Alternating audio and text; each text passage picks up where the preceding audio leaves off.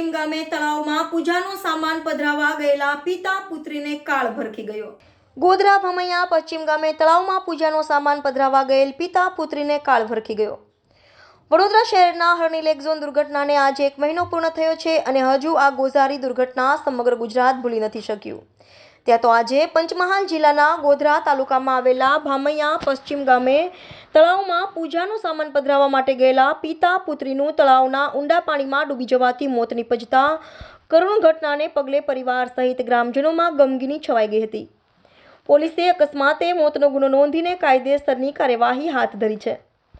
આ અંગે પ્રાપ્ત માહિતી અનુસાર પંચમહાલ જિલ્લાના ગોધરા તાલુકાના ભામૈયા પશ્ચિમ ગામે ઠાકોર ફળિયામાં પરિવાર સાથે રહેતા બળવંતસિંહ ઠાકોર આજે બપોરે 22 વર્ષીય પુત્રી પ્રજ્ઞા બળવંતસિંહ ઠાકોર સાથે ગામમાં આવેલ તળાવમાં પૂજાનો સામાન પધરાવવા માટે ગયા હતા। પુત્રી પ્રજ્ઞા તળાવના પાણીમાં ઉતરી પૂજાનો સામાન તળાવમાં પધરાવી રહી હતી। દરમિયાન તળાવના પાણીમાં ઉતરેલ પ્રજ્ઞાનો પગ લપસતા તે તળાવના ઊંડા ખાડામાં ડૂબવા લાગી હતી। પુત્રીને તળાવમાં ડૂબતી જોઈ પિતા બળવંતસિંહ પુત્રીને બચાવવા માટે દોડી આવ્યા હતા અને પુત્રીને તળાવના પાણીમાં ડૂબતી બચાવવા મરણિયા પ્રયત્નો કરવા છતાં પુત્રી પ્રજ્ઞા ઊંડા પાણીમાં ગરકાવ થઈ જતા તેનું મોત નીપજ્યું હતું। પુત્રીને તળાવના પાણીમાં ડૂબતી બચાવવાના મરણિયા પ્રયાસ કરી રહેલ પિતા બળવંતસિંહ પુત્રીને ડૂબતા ન બચાવી શક્યા, પરંતુ પુત્રીને બચાવવા જતા તેઓ પણ તળાવના ઊંડા પાણીમાં ગરકાવ થઈ જતા તેમનું પણ મોત નીપજ્યું હતું।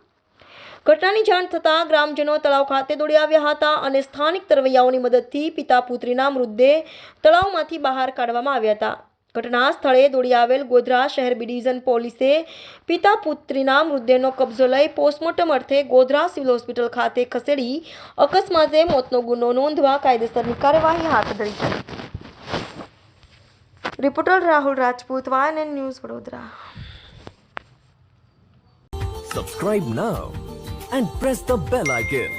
Never miss an update.